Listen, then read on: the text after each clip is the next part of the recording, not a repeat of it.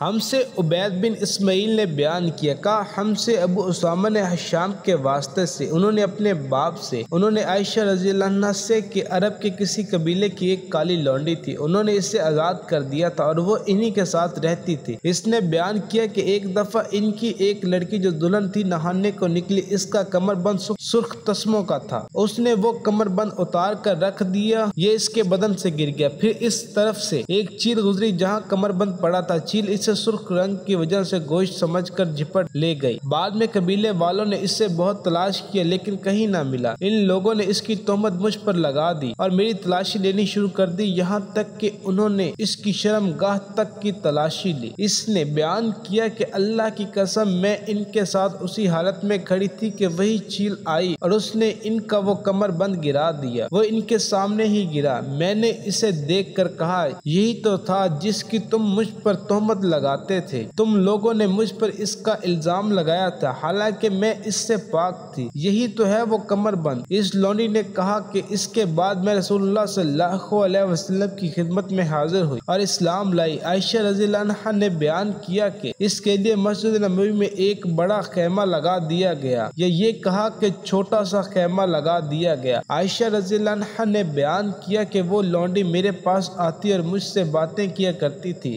جب بھی وہ میرے پاس آتی تو یہ ضرور کہتی کہ کمر بند کا دن ہمارے رب کی عجیب نشانیوں میں سے ہے، اسی نے مجھے کفر کے ملک سے نجات دی۔ عائشہ رضی اللہ عنہا فرماتی ہیں کہ میں نے اس سے کہا آخر بات کیا ہے، جب بھی تم میرے پاس بیٹھتی ہو تو یہ بات ضرور کہتی ہو۔ آپ نے بیان کیا کہ پھر اس نے مجھے یہ قصہ سنایا۔